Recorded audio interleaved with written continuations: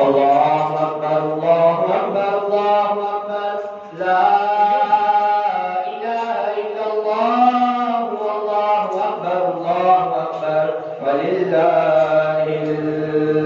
الحمد۔ تمام تعریفیں اس اللہ تبارک و تعالی کی،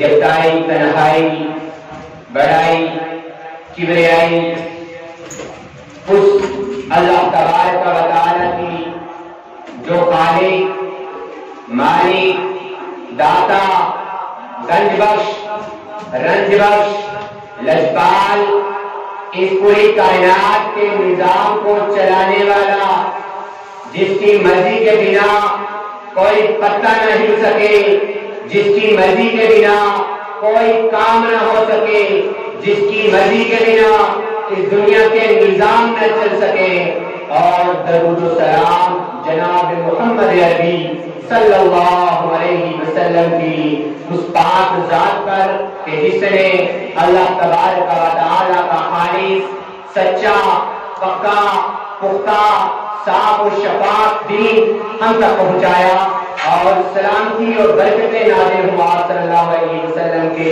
ان پیارے ساتھیوں پر، صحابہ کرام پر کہ جنہوں نے ہر ایک لمحے میں اللہ کے نبی جناب محمد عربی صلی اللہ علیہ وسلم کا ساتھ نبھایا۔ قابل قدر و قابل احترام میرے دینی بزرگوں، میرے دینی بھائیوں اور میرے ہم عمر ساتھیوں، پردے میں سماعت فرمانے میری عزیز ماؤں اور بہنوں، السلام علیکم ورحمۃ اللہ وبرکاتہ۔ میری طرف سے آپ تمام حاضرین مجلس اور سامعین کو عید الفطر کی بہت بہت مبارک، اور اس عظیم موقع پر اللہ تبارک و تعالی سے دعا ہے، اللہ تبارک و تعالی سے فریاد ہے کہ ماہ رمضان کے پاک مہینے میں ہمارے اعمال، ہماری عبادات، ہمارا ان قیام اللیل میں رب کے سامنے گر گرا کر رونا اور اس کے سامنے سجدہ ریز ہونا اللہ تبارک و تعالی اپنی بارگاہ میں قبول و منظور عطا فرمائے۔ آج عید الفطر کا عظیم، پاک اور خوشی کا دن ہے۔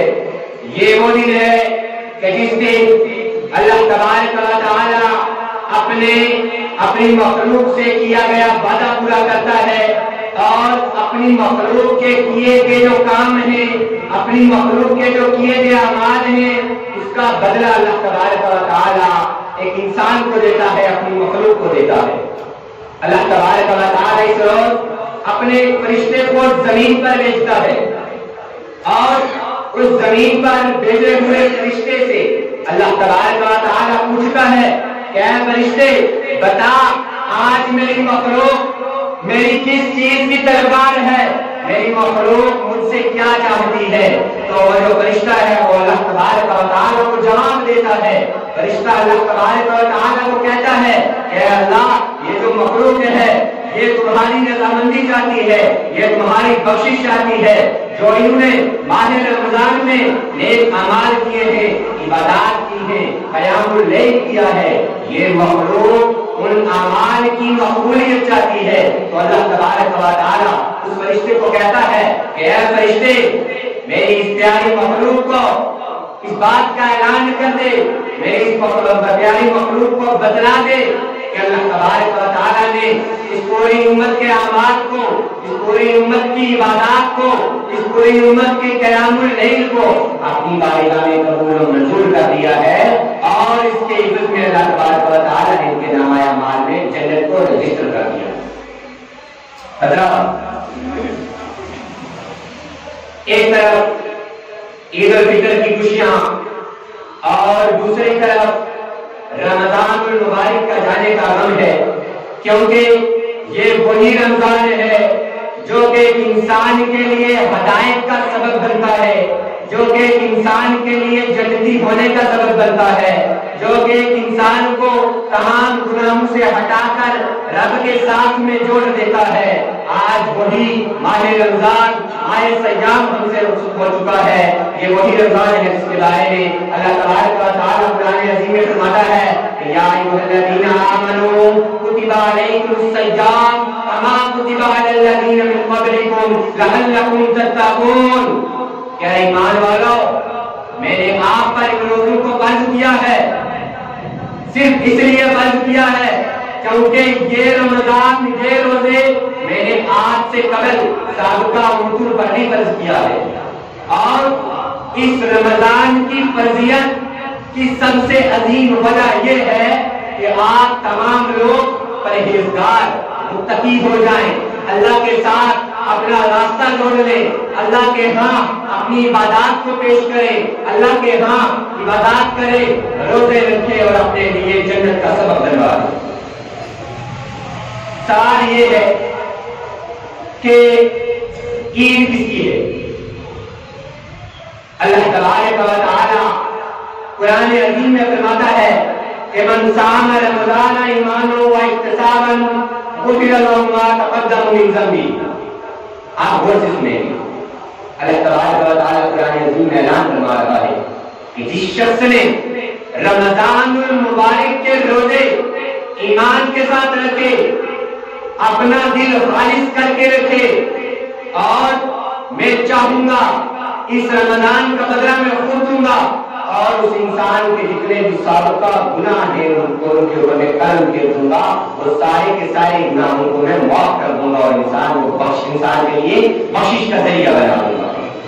حضرات، عید کس کی ہے؟ سوال ہے عید کس کی ہے؟ عید صرف اس انسان کی ہے جس نے رمضان المبارک میں عبادات کی، روزے رکھے اور اللہ کے ساتھ اپنا تعلق جوڑ کر، اللہ کے ساتھ اپنی وابستگی جوڑ کر، اللہ کے ہاں گر گرا کر، رو کر، سجدہ ریز ہو کر اپنے لیے جنت کو اللہ سے سرٹیفائی کروایا، اپنے لیے جنت کو اللہ سے لیا۔ عید اس کی ہرگز نہیں جس نے رمضان المبارک میں فحاشی سے کام لیا، جس نے کہا میرا جسم میری مرضی۔ عید اس کی نہیں جس نے رمضان المبارک میں بھی اپنے پیٹ کو بنا۔ عید ہرگز اس انسان کی نہیں جس نے رمضان المبارک جیسے عظیم مہینے کو یوں ہی گوا دیا۔ اللہ کے نبی جناب محمد عربی صلی اللہ علیہ وسلم نے فرمایا، کیا فرمایا کہ خلافت کو دو انسانوں پر، آپ غور سے سنیں گے، ایک بیان قرآن و حدیث کے مطابق ہو رہا ہے، اور انشاءاللہ یہ آپ کی زندگی بدلنے میں اہم رول ادا کرے گا۔ آپ صلی اللہ علیہ وسلم نے فرمایا کہ دو شخص ہلاک ہو جائیں، دو شخص بہت ہی بدترین اور بدقسمت اور بد نصیب ہیں۔ صحابہ نے عرض کیا کہ وہ دو شخص کون ہیں؟ اللہ کے نبی صلی اللہ علیہ وسلم نے فرمایا، پہلا شخص بہت بدترین اور بد نصیب ہے کہ جس کی زندگی میں اس کے والدین بزرگی کی عالم میں ہوئے اور وہ اپنے والدین کی خدمت نہ کر سکا اور اپنے لیے جنت کو سرٹیفائی نہیں کروا پایا۔ اللہ اکبر، اللہ اکبر۔ اب دوسرے پوائنٹ پہ آ گئے، جب پوچھا گیا کہ دوسرا شخص کون ایسا شخص ہے جو بد نصیب اور بدقسمت ہے، اللہ کے نبی صلی اللہ علیہ وسلم نے فرمایا کہ دوسرا شخص بہت بد نصیب اور بدقسمت انسان ہے کہ جس کی زندگی میں رمضان المبارک آیا اور وہ اس رمضان میں اپنی بخشش نہ کروا سکا، اپنے لیے رب سے جنت نہ لے سکا، اپنے دل کی بات کی، اپنے من کی بات کی، اپنے جسم کا فائدہ لیا اور رمضان المبارک میں روزے نہ رکھ سکا، اللہ کے ساتھ وابستگی کو نہ جوڑ سکا، نمازیں قائم نہ کی۔ آج ہمارا یہ عالم بن چکا تھا کہ رمضان المبارک آیا، صرف روزہ رکھنا، نماز ادا نہیں کرنی۔ یہ گھر گھر کا پیغام ہے، یہ گھر گھر میں یہ چیز ہوئی ہے کہ لوگوں نے روزہ رکھا لیکن نماز کو قائم نہ کیا۔ چلو ٹھیک ہے، لوگوں نے روزہ بھی رکھا، نماز کو بھی قائم کیا، لیکن اپنی زبانوں کی حفاظت نہ کی، اپنی نگاہوں کی حفاظت نہ کی۔ رمضان آیا، روزہ رکھا، لیکن قیام اللیل اس بدقسمت انسان کو نصیب نہ ہوا۔ اس نے قیام اللیل میں ان تاک راتوں کو تلاش نہ کیا۔ جب قیام اللیل کا ذکر ہوا تو یعلمون تعلمون کر کے جلدی سے قرآن کو ختم کر کے گھر چلا گیا سونے کے لیے۔ وہ شخص بہت ہی بدقسمت انسان ہے کہ جس کی زندگی میں رمضان المبارک آیا اور وہ اللہ سے جنت کو نہ لے سکا، اللہ سے اپنے لیے محبت کا ذریعہ نہ بنوا سکا اس رمضان کو۔ حضرات اب اگلے سوال پہ آ جائیے۔ اگلا سوال کہ عید کے معنی کیا ہے؟ آج ہمارے فطری مینس میں، ہماری گھریلو زبان میں عید سے کہا جاتا ہے کہ جو کہ نیا لباس پہن لے، اچھے اچھے پکوان کھا لے، اچھے اچھے خوبصورت ڈریس پہن کے زمین پر بن تن کے اکڑ کے چلے۔ اللہ کی قسم، ہرگز، اللہ کی قسم آپ غور سے سنیں، ہرگز عید کے معنی یہ نہیں ہے۔ اب عید کے معنی کیا ہے؟ آپ ان کو غور سے سنیں۔ عید کے معنی یہ ہے، عید اس انسان کی ہے جس نے اس مقدس دن پر اللہ کے ہاں گر گرا کر اپنی بخشش کا ذریعہ بنوایا، بلکہ عید تو اس شخص کی ہے جس کی عبادات قبول ہوئی، جس کے ماہ رمضان میں رکھے گئے روزے قبول ہوئے۔ ہرگز عید اس انسان کی نہیں ہے کہ جس نے نیا کپڑا پہنا، نیا کھانا کھایا، نئے نئے پکوان کھائے، اس انسان کی ہرگز عید نہیں۔ حضرات ہمارے گھر میں جب عید کے روز بچہ اپنے بستر سے اٹھتا ہے تو اس کے سامنے اس نقشے کو پیش کیا جاتا ہے کہ آج نیا ڈریس لگانا ہے، نیا پکوان کھانا ہے۔ اس کے ذہن میں اس چیز کو ڈالا جاتا ہے۔ عید کا معنی یہ ہے، لیکن اللہ کی قسم عید کا معنی یہ نہیں ہے۔ عید کا معنی یہی ہے، عید اس انسان کی ہے جس کے اعمال قبول ہوئے، جس کے روزے قبول ہوئے۔ آئیے امیر المومنین حضرت علی رضی اللہ تعالی عنہ سے ایک مثال لیتے ہیں۔ حضرت علی رضی اللہ تعالی عنہ عید الفطر کے دن مسجد سے نماز پڑھ کے، آپ غور کریں گے سارے، مسجد سے نماز پڑھ کے ایک میدان میں بیٹھ گئے اور سوکھی روٹی کو کھانے لگے۔ ایک شخص کا بزرگ ہوا تو حضرت علی رضی اللہ تعالی عنہ سے پوچھا گیا کہ یا امیر المومنین، آپ امیر المومنین ہونے کے باوجود بھی آج یہ سوکھی روٹی کھا رہے ہیں؟ اللہ اکبر۔ تو امیر المومنین حضرت علی رضی اللہ تعالی عنہ نے جواب دیا، اے کافر انسان، تو اس چیز کو سن لے کہ عید اس کی نہیں جس نے نیا لباس پہنا، عید اس کی نہیں جس نے نئے پکوان کھائے، اچھے پکوان کھائے، بلکہ عید تو اس انسان کی ہے جس کے اعمال قبول ہوئے، جس کے روزے قبول ہوئے، جس کا اللہ کے ہاں یہ گرانا قبول ہوا۔ عید تو اس انسان کی ہے۔ حضرات عید المبارک کا عظیم دن ہے اور اس دن آپ صلی اللہ علیہ وسلم کے مسنون صحیفوں پر غور و فکر ڈالنا نہایت ضروری ہے۔ آپ صلی اللہ علیہ وسلم جب عید ہوتی تو صبح غسل کرتے، غسل کرنے کے بعد اپنے گھر میں 2 رکعت نوافل پڑھتے، نفل پڑھ کے آپ صلی اللہ علیہ وسلم میٹھی چیز کھاتے۔ ان میں عموماً جو ہے وہ بہت سی روایات سے ثابت ہے کہ آپ صلی اللہ علیہ وسلم کھجورے کھایا کرتے، اور وہ بھی تاک اماؤنٹ میں 1 3 5 7 تاک عدد میں آپ صلی اللہ علیہ وسلم کھجورے کھایا کرتے تھے۔ اور اس آج کے دن میں یہ لوگ، بہت سے ایسے لوگ ہیں جو کہ شیطانی عمل کرتے ہیں۔ کون سا عمل؟ شیطانی عمل، کہ عید کے دن بھی وہ روزہ رکھتے ہیں۔ اللہ کے نبی صلی اللہ علیہ وسلم نے منع فرمایا، صحیح البخاری حدیث نمبر 1900 1993 میں 1953 میں آپ صلی اللہ علیہ وسلم نے منع فرمایا ہے کہ عید کے دن کوئی بھی روزہ نہ رکھا جائے.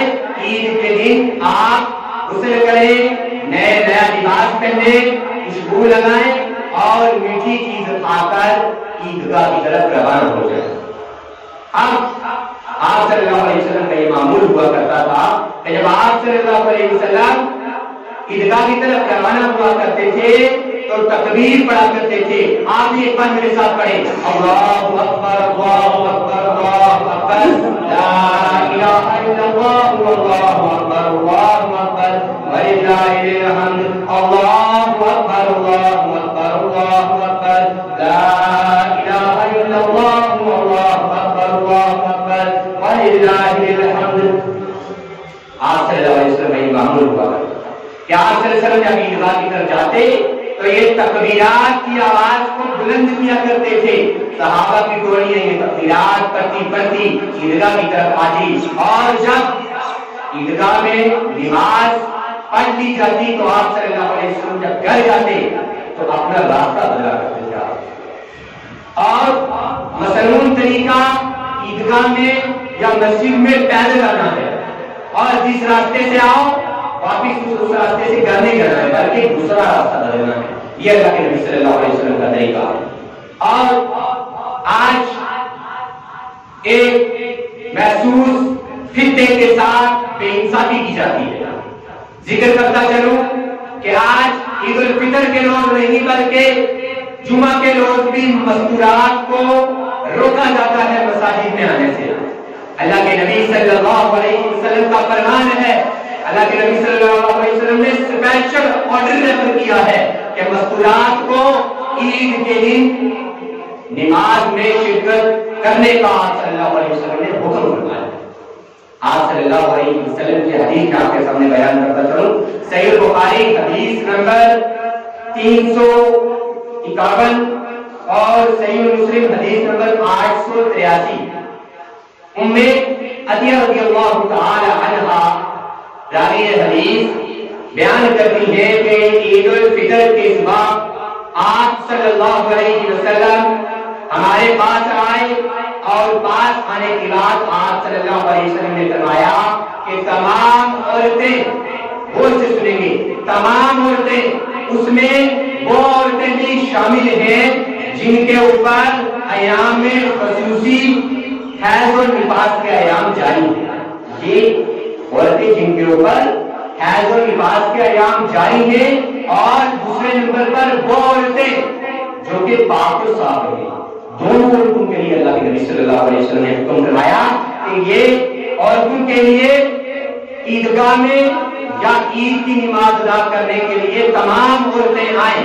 اور جب یہ تمام عورتیں آتی تھی عید کی نماز ادا کرنے کے لیے تو ان میں سے حیض اور نفاس والی جو عورتیں تھی وہ مصلی کے قریب نہیں جاتی تھی بلکہ سائے پہ رک جاتی تھی.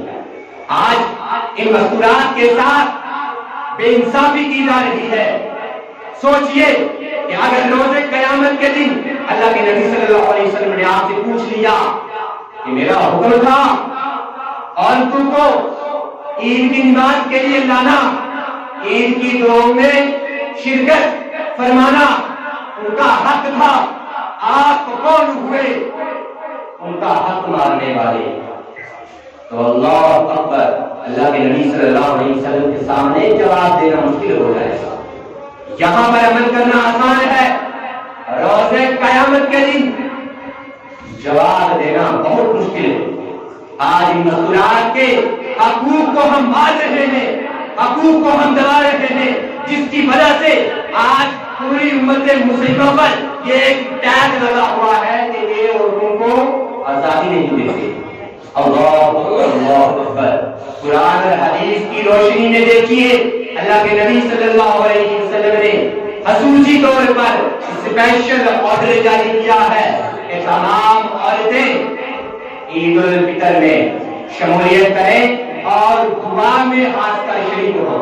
اب ایک اور پوچھی اور نبی اکرم صلی اللہ علیہ وسلم سے اس عورت نے پوچھا کیا اللہ کے نبی صلی اللہ علیہ وسلم آپ غور کریں گے پوچھا کہ اللہ کے نبی صلی اللہ علیہ وسلم ہم میں سے کچھ ایسی عورتیں ہیں جن کے پاس اوڑھنی نہیں ہے، آپ غور کریں گے کہ جن کے پاس اوڑھنی نہیں ہے، جو اپنا سر ڈھک کر عید کی نماز کے لیے نہیں آ سکتی، تو اللہ کے نبی صلی اللہ علیہ وسلم نے فرمایا، کیا فرمایا کہ جن عورتوں کے پاس اوڑھنی نہیں ہے، جن عورتوں کے پاس چادر نہیں ہے، اور عورت دوسری عورتوں سے چادر ادھار لے لے اور اپنے سر کو ڈھک لے، لیکن عید کی دعاؤں میں ضرور شرکت فرمائے۔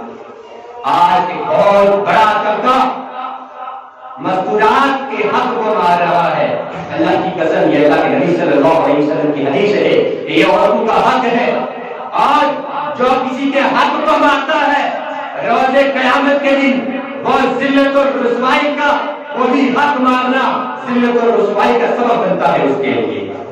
حضرات غور کریں، رمضان المبارک نے ہمیں ایک اچھے ڈھانچے میں ڈال دیا تھا، اگر رمضان المبارک ہم سے جا رہا ہے، ہمیں صرف نام کا مسلمان اور رمضان کا مسلمان نہیں بننا، ہمیں صرف نام کا مسلمان اور رمضان کا مسلمان نہیں بننا، بلکہ باقی جتنے بھی مہینے ہیں اس میں بھی ہم نے مسلسل طور پر عبادات کرنی ہے۔ جس طریقے سے ہم نے رمضان المبارک میں قیام کیا، جس طریقے سے ہم نے رمضان المبارک میں عبادات کی، ہم نے رمضان المبارک کے جانے کے بعد بھی ہم نے اسی طریقے سے اپنی عبادات کو مسلسل طور پر رکھنا۔ اس رمضان المبارک اور عید کے بہت سے پیغامات ہیں، جن میں سے سب سے پہلا اور عظیم پیغام ہے کہ بھائی چارگی کو قائم کیا جائے۔ آج عید الفطر کا عظیم دن ہے، اس دن اس مسجد میں بہت سے ایسے احباب ہوں گے جو ایک دوسرے کے ساتھ ناراض ہوں گے۔ اللہ کے نبی صلی اللہ علیہ وسلم نے فرمایا، المسلم اخو المسلم، ایک مسلمان دوسرے مسلمان کا بھائی ہے۔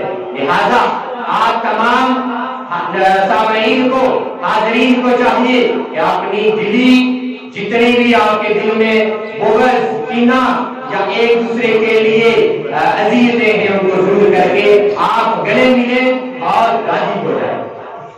اس عید رمضان کا دوسرا بڑا پیغام ہے غیبت کو اور چغلخوری کو چھوڑ دیں۔ اللہ کے نبی صلی اللہ علیہ وسلم نے فرمایا، لا يدخل الجنة القتال، کہ غور سے سن لو، غیبت کرنے والا اور چغلخور کبھی جنت میں نہیں جا سکتا۔ اللہ کے نبی صلی اللہ علیہ وسلم نے فرمایا کہ غیبت کرنے والا پیٹھ پیچھے برائی، منہ کے آگے میٹھی میٹھی باتیں، جناب آپ ایسے، جناب آپ ایسے، لیکن جب پیٹ پھری نہیں تو اسی کی پیٹھ میں ہم چھوڑیے ہوتے ہیں۔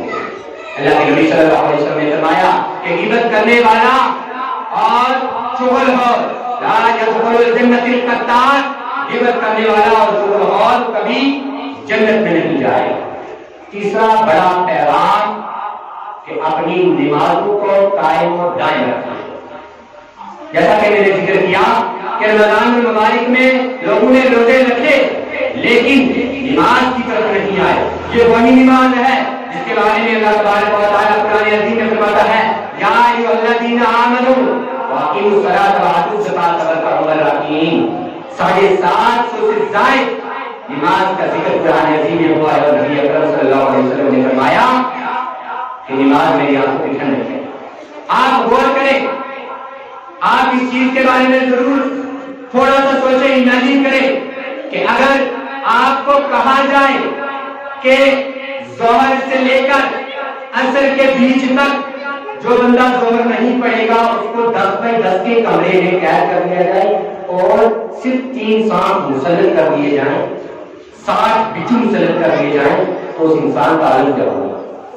وہ اس میں 10x10 کے کمرے میں ظہر کی نماز ترک کرنا، صرف ظہر سے لے کر عصر تک اس انسان کو اس نماز کے ترک کرنے کے لیے صرف 10x10 کے کمرے میں چھوڑ دیا جائے اور بچھو اور سانپوں کو مسلط کر دیا جائے، تو سوچیں ہمارا کیا حال ہوگا۔ تو یہ وہی نماز ہے जिस नमाज के एक नमाज को छोड़ने का लाखों साल हम जहन्नुम में और लाखों हजार साल हम जहन्नुम में कैद होंगे। जरा गौर और फिक्र कीजिए।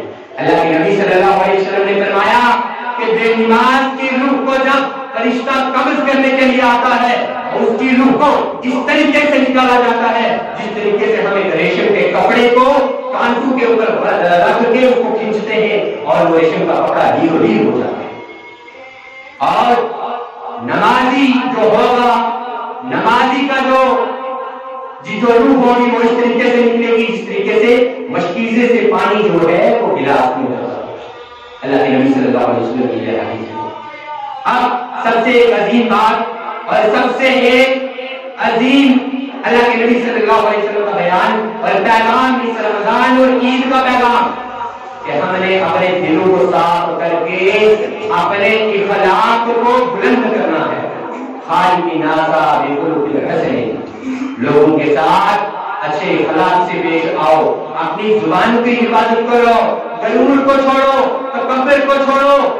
अल मुस्लिम अखुल मुस्लिम, एक मुसलमान दूसरे मुसलमान का भाई है। अगर कोई नाराजगी है तो रब के यहाँ इस ईद उल फितर के दिन उस नाराजगी को भूल जाओ और गले लग के अल्लाह के नबी सल्लल्लाहु अलैहि वसल्लम की हदीस तरीका पर अमल करो। अल्लाह के नबी सल्लल्लाहु अलैहि वसल्लम का फरमान है कि एक फज़ लिसानी, पहला हुक्म एक फज़िल्लाह यहफ़ज़ का, अल्लाह के अहकाम की हिफाजत करो, अल्लाह तुम्हारी हिफाजत करेगा। और दूसरा हुक्म एक फज़ लिसानी, अपनी जुबान की हिफाजत करो। ये जुबान मीठी रहेगी तो हर काम आसानी से होगा। इंसान जितना मर्जी जज्बी का ऑफिसर क्यों न हो जाए, अगर उसकी जुबान मीठी ना होगी तो अल्लाह की कसम वो इंसान बख्शिश के काबिल नहीं हो सकता। अल्लाह के नबी सल्लल्लाहु अलैहि वसल्लम ने फरमाया है खालिकिन नासा बिखुलुकिल हुसैन, लोगों के साथ अच्छे इखलाक से पेश आओ। एक हदीस में आपके सामने रखूंगा और उसके बाद मैं आपसे जानना चाहूंगा। एक शख्स अल्लाह के नबी सल्लल्लाहु अलैहि वसल्लम की बारगाह में आया, बारगाह में आकर अल्लाह के नबी सल्लल्लाहु अलैहि वसल्लम को कहने लगा कि अल्लाह के नबी वो कौन सा अमल है, वो कौन से अमाल है जिनसे मैं जन्नत को खरीद सकता हूँ। तो अल्लाह के नबी सल्लल्लाहु अलैहि वसल्लम ने फरमाया ऐ सुनने वाले, आप भी सुनिए, ऐ सुनने वाले, तीन चीजों की अमानत, तीन चीजों की जमानत तू मुझे दे दे, मैं जन्नत की बशारत तुम्हें दे दूंगा।